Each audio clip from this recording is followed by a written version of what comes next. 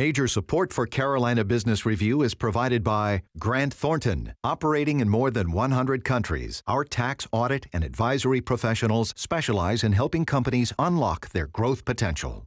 NOVANT Health, bringing you world-class technology, clinicians, and care when and where you need it.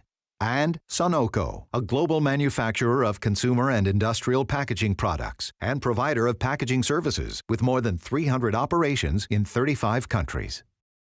Well, the perceived sexy businesses in the Carolinas include things like banking or state-of-the-art commercial and residential development, biotechnology, bioscience, microbrews, outdoor recreation, tourism, major league sports. But a long time before the first mobile phone appeared on the scene, this business sector is what allowed the others that I just mentioned to evolve and advance. Agribusiness. Welcome to the most widely watched source of Carolina business and public policy. I am Chris William, and agriculture is the Palmetto State's top industry, and it accounts for the lion's share of North Carolina's total income. It is truly big and broad business. It was farm to table before that was cool, and in just a moment we will meet and engage some of the farmers in charge of this vast industrial sector. Please stay with us. Gratefully acknowledging support by Blue Cross Blue Shield of South Carolina. Please visit us at southcarolinablues.com. The Duke Endowment, a private foundation enriching communities in the Carolinas through higher education, healthcare, rural churches, and children's services. BARINGS, a leading global asset management firm dedicated to meeting the evolving investment and capital needs of its clients. Learn more at barings.com.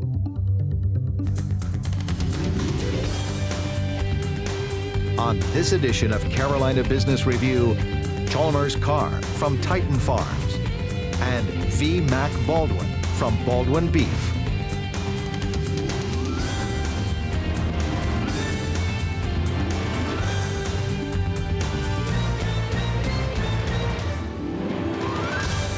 Spence.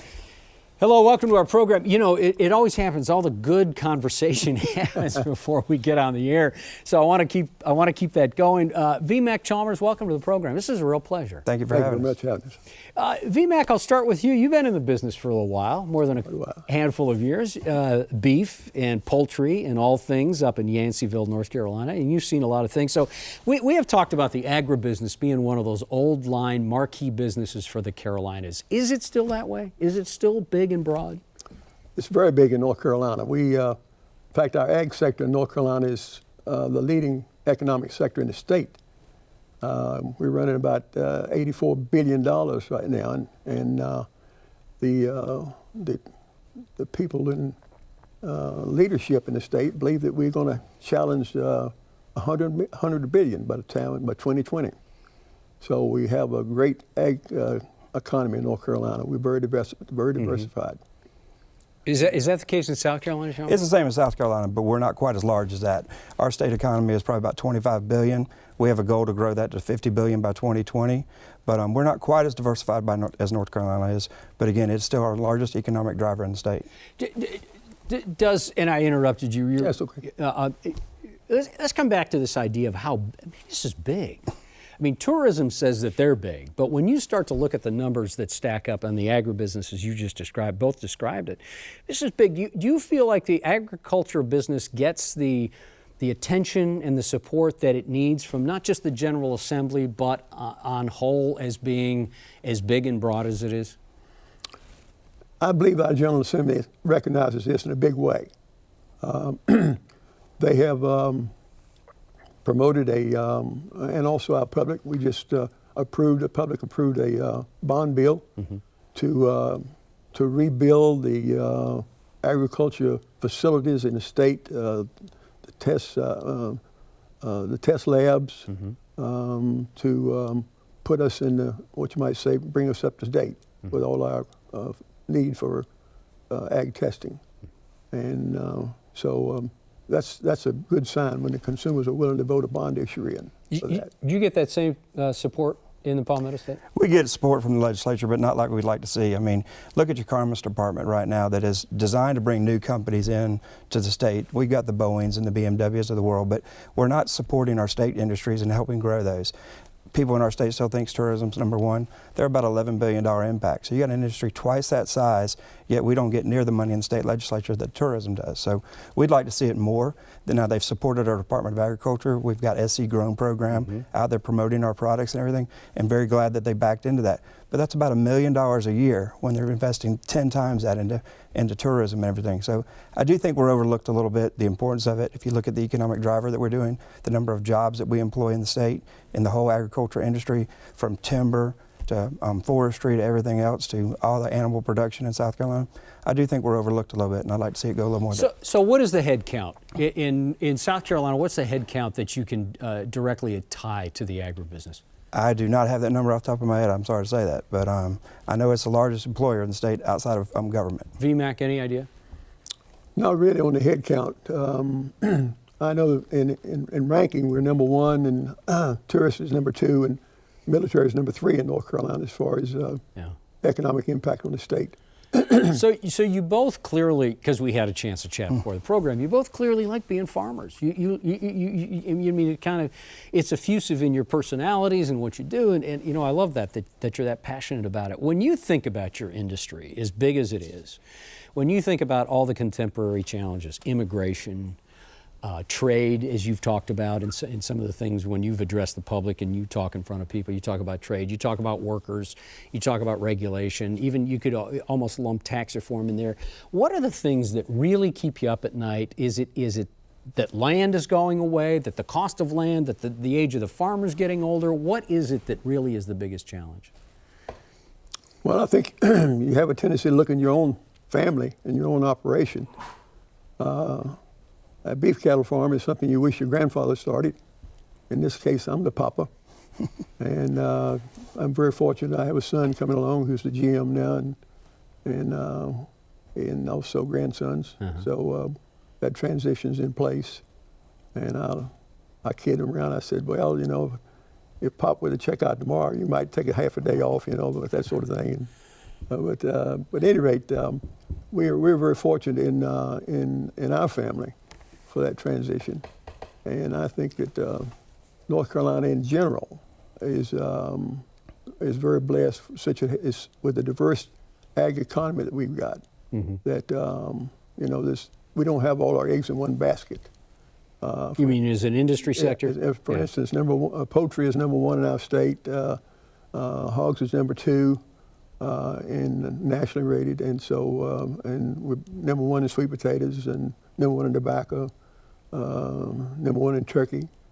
So you know, we have a great cross section of ag enterprises out there, as well as you know, the crops. We have obviously good crops in the corn and tobacco and soybeans and wheat. But North Carolina is not known for our cropping, it's known for our protein. We're a protein state. 68% of our farm gate income is protein. Chalmers, let me bring you into this. What is the biggest risk that you see? Well, go back to everything you said earlier when you talk about what keeps you up at night. And obviously, if they let us bother us, we wouldn't be in this business. You have to be a risk taker to be in the agriculture industry. But right now, immigration. We've been battling immigration reform for over 20 years, and we haven't moved the bar hardly at all. I think we've educated our politicians a little bit more about it. They're more understanding to it. But moving that issue forward, you got to look at this workforce in this country, whether it's in agriculture or across the country in general. Our workforce is aging out. Our baby boomer generation is nearing or in retirement, and we've got less than half that number of people coming into the workforce. So where are we going to do? How are we going to get people to harvest our crops? Things that concern me right now is consumers. Consumers are more and more away from the farm, so they don't know where the food comes from. Right. A lot of them think it comes just from the grocery store. They don't know what it takes to get the food to the grocery store. I'm laughing, but you're right. And then water. Right now, it's going to be a big battle in both of these states right now with water rights. As these populations in both of these states are outpacing most of the rest of the country, we are growing. People are moving to these Carolinas because of the great place that we've got to live in, but that's putting demand on our resources, and we've got to have water. But next thing you know, as a a subdivision goes in and they don't want to see a farmer irrigating his crops because they're worried about them not having enough water. We've got to have balance to this, and we've got to understand we both got to live here together, because if they want to have food, we got to have water to grow our food. How in the world do you sleep at night the way you described it? You know, in VMAC, do you have the immigration issues? Do you have the worker? Can you find the workers that you need to find? Well, fortunately enough, the workers in my family are mostly family. And we do have several Hispanics that work for us. But you're going to run out of family at some point to staff these positions. We got the third crop coming on now, you know. They're making babies. So. Yeah. But it is an issue. But Chalmers, he talked about water rights. Yeah. Is that an issue? Not in my case, because we don't irrigate, and we ask the good Lord to send the rains. And fortunately, in North Carolina, we get about 50 inches of rain a year. Mm-hmm. That's the reason we can be such a great grass state. The only reason North Carolina is not a grazing state wide open is because of the trees. And, you know, that's the only reason we have this many trees, is because we have such a good rainfall, and those trees come naturally. And the crops that come before us, the tobacco didn't require that much land, so they left that land in trees in most of the farms. What about issues like the loss of land? I mean, developments, as urban areas expand more and more, and even rural areas start to urbanize to some degree, or start to develop the land they have around these small town centers, it means that at a pretty healthy clip, farmland's losing the ability to find new land. Oh, without a doubt, and they're not making any more land, so we got to understand that. So what we are doing is we're becoming more productive on what we have, but like you and I were talking before the show, you talked about the Spartanburg area used to be a very big peach area. BMW moves into the upstate, and all of a sudden all that land across I-85 corridor is now out of production and into urban development. So you're going to have urban sprawl all the time. And that's what I was going back to the water issues and other things. We've got to manage growth. We've got to protect our farmers and make sure that we can produce, because this is a great place to live. I love the Carolinas, and I love North Carolina and South Carolina. I lived in both states and wouldn't see myself living anywhere else. But the simple fact is everybody else is starting to realize what we have, and they're starting to come here. And that's going to put more and more pressure on land values, opportunity cost of growing crops versus selling out. You've seen that happen in high-dense areas where land could have been worth $4,000 an acre. An industry comes in, population sprawls out, and it's $15,000, $20,000 an acre. The farmer has no choice but to sell it's got to his be land. prohibitive It's got to be. And so that's going to be a demand, and that's going to happen over the next 2 to 3 decades. We're going to see more of it. I'd hate to see our agriculture industry pushed out, but again, this is a great place to live, and so either we're going to have to get higher food prices, or we're going to have to get out, because the simple fact is the opportunity cost. Yeah, VMAC, can you see with your contemporaries, and maybe not in Baldwin beef, but for some of the people that you interact with, this issue about the average age of the farmer, I think, is 58 or 59, and as you articulated, Chalmers, it's losing some sexiness to draw people into it, right? Do you see that?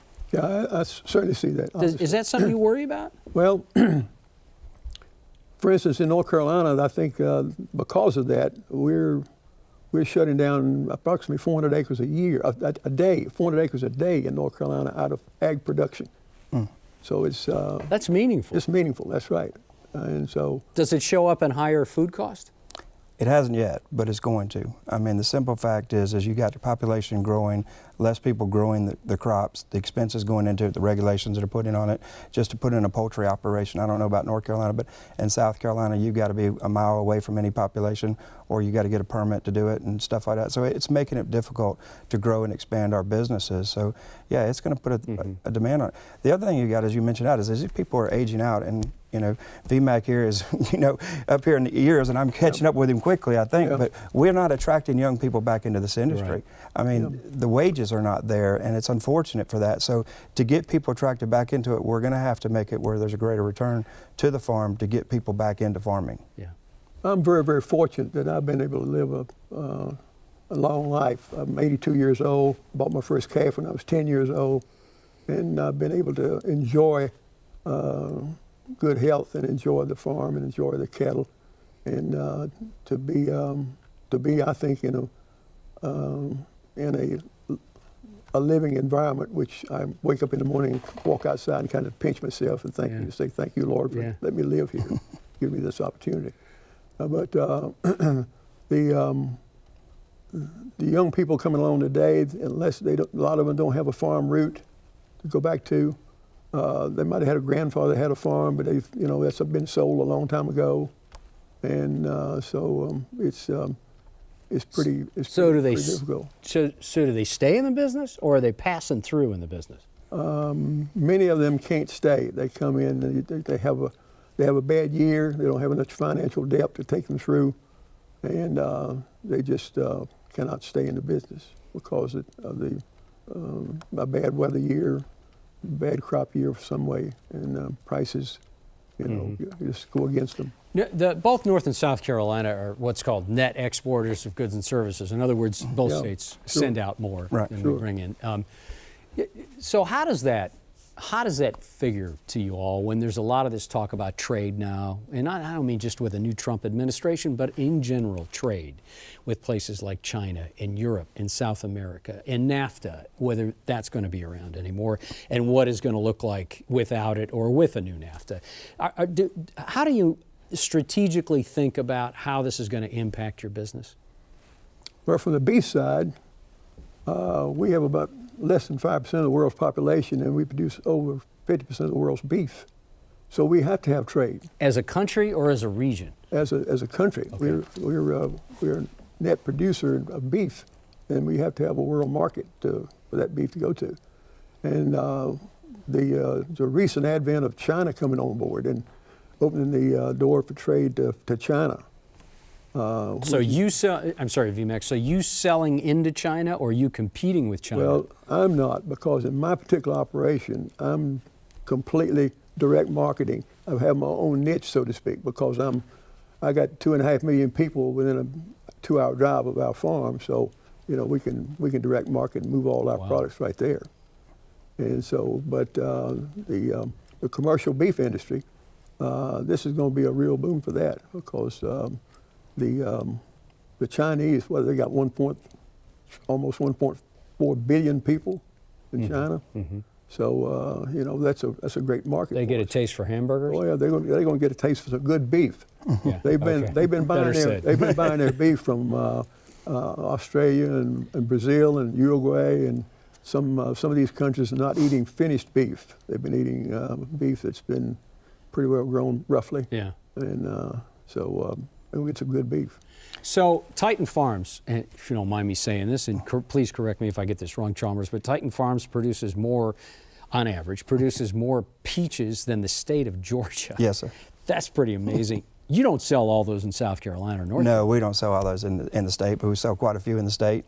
Our largest retailer partners, Harris Teeter here in North Carolina, is one of our best retail partners. Walmart is another one that we regionally do. But we ship anywhere from about as far west as Texas to Chicago. We go into Canada, we go into Mexico. We've actually delivered peaches all the way out to Colorado. Very little is exported outside of the country, maybe 5%. So about 95% of it is consumed here in the country, and we just supply the eastern seaboard. So any trade deals internationally doesn't really affect you? Well, it does me on my vegetable side. And going back to VMAC on the protein side, I can see the benefit where they're at. But go back to NAFTA and what it did to the specialty crop industry. So we're talking fruits and vegetables, where now Mexico comes in and they can just dump products into this country at they have a cheaper growing cost because their labor costs are different, their regulations are different. So it decimated our tomato industry. I grow bell pepper, it's my second biggest crop I grow. And again, I'm competing against foreign imports that are not grown under the same regulations that I am, and every other farmer like me that does that. So getting NAFTA back to fair trade instead of free trade, we've got to have some barriers in there to make sure that we keep our standards. One of the things that we haven't talked about yet is FSMA, Food Safety Modernization Act, just got implemented. That is going to change agriculture, and unfortunately it's going to have a negative impact on the small producer. Because costs and regulatory costs exactly. I spend over $100,000 a year on food safety, but over the years to get to that point, I bet you I have well over $1.5 million, $2 million invested into our programs to get us to where we're compliant with what we call global food safety. And food safety in the beef industry, is it the same type of scrutiny? The food safety now is focused on the processing plant. Now we have on the farm responsibilities for the live cattle, and that's usually a volunteer audit program. In my case, I'm under 2 volunteer audit programs. Animal Welfare Approves is a very, very strict animal welfare audit that comes to the farm every year. And also because I market at Whole Foods, I'm in a program which they embrace, which is Global Animal Partnership, which also comes to the farm about every 15 months. Mm-hmm. They also go to my processor and put a thorough audit into his operation. Are these unannounced audits or unannounced trips? Well, they'll show up. They tell us they're coming. Okay. But still, you got to have everything in place, all your documentation. You got to be clean. And is this all? I'm sorry, VMAC. Is this all in response to the Food Modernization Act? No, this is responsible performance of the livestock people. Okay.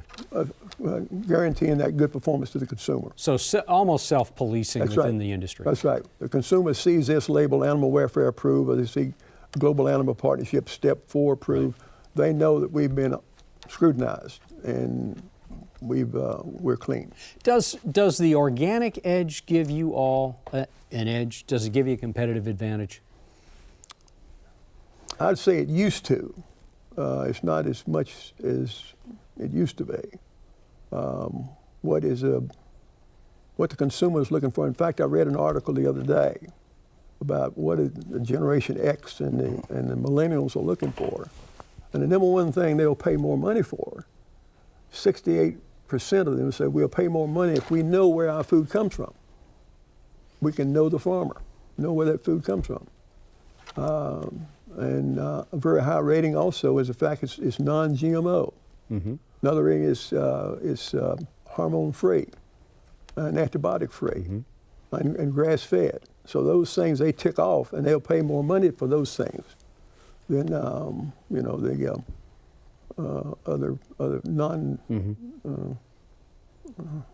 Products are not grown that way. Does that give you the idea? Well, in the produce section, it does. Right now, organic produce is growing at a double-digit pace. I mean, 18 to 22%, depending on what retailer you talk to. So their shelf space is expanding because the generation, especially the millennial generation, is demanding that product. So where conventional products like I conventionally grow bell pepper, broccoli, eggplant, and everything like that, I'm growing at about 3 to 4% a year, and that's just new store openings and meeting population demand. But if you want to be into the business, you've got to have organics. We've just put in our first 40 acres of organics for the first time, making that transition because the people that we sell to are telling us we've got to have organic supply. So we're sticking our hat in there and trying to see how we can make sure that we can supply our retail partners with what they need. It is going to be a challenge, though. The Southeast is not conducive to organic production. Really? No. Why is that? You would guess that it would be something that we default to here. Well, VMAC said just a minute ago, we get 52 inches of rain here in the Carolinas, and that's right. Well, when you put rain or water and heat together, you get fungus, you get disease, then you look at the insect population we have here in the Southeast. So it's completely different than growing out in the West in the very arid environments out there. So organics are going to be tricky. You're going to see a lot more hoop house production and stuff like that to try to meet these demands. Mm-hmm. But it is the fastest growing segment within that in the produce section, especially crops, is the retail space for organics. You know, one of the big debates in both states for a while has been the cost of infrastructure and transportation. And South Carolina has got a plan to raise the gas tax, and North Carolina has what they call a new funding formula. But it's all about trying to find a better way to allocate transportation dollars. I would guess that you all, and this is me saying it, so don't let me put words in your mouth, but I would guess the cost of transportation and how you move your product overland, both rail and truck, has got to be on your minds. Isn't that a meaningful cost in what you're delivering? Well, it is, and I mean, when you look at transportation of the products that we produce, and in the season we produce them in the summertime. Right. I mean, to get a tractor trailer to go to New York or the Northeast is about $3,000. To go to Canada is about $5,500 for just that truckload. So that adds to the cost of that food. Then we go back to the Food Safety Modernization Act. It is going to have a real impact on the transportation segment.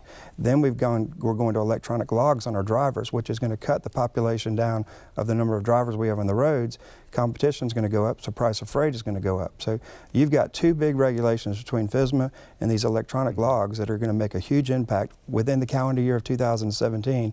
The impact won't be felt till 2018, but some people are estimating 18 to 20% increases. So we got about a minute left, VMAX. So is that the case for you, even though you're locally sourced and locally delivered? Chalmers is one end of the spectrum. I'm way at the other end because most of my stuff is done locally here. And the shipments that we make from our fulfillment center, our beef store, where beef is going out for internet sales, we ship it out by UPS. Yeah. So do you own any fleet, any trucks? we own some trucks, but those trucks are bringing in some byproducts to the farm. In fact, Henry Swank, who was unable to be here at McCall Farms, we moved some of that byproduct in to feed mama cows, help feed mama cows. There's breeding cattle and eating cattle. And on the breeding cow side, you want to maintain her as inexpensively as you can to do a good job with her. And on the eating cattle, you want to give them the finest grass, the best thing you can do. I want to be on that side of the road. That's right. Gentlemen, thank you for being on the program. That's nice Chris. to see you, and it's fascinating. You. Thank you for doing what you do, too. Appreciate it very much. Thank you, gentlemen. Thank you for watching our program. If you have any questions, CarolinaBusinessReview.org. Until next week, I'm Chris William. Good night. Major funding for Carolina Business Review was provided by the Duke Endowment, BARINGS, Grant Thornton, NOVANT Health, Sunoco, Blue Cross Blue Shield of South Carolina, and by viewers like you. Thank you. Promotional consideration provided by Business North Carolina Magazine. For more information, visit CarolinaBusinessReview.org.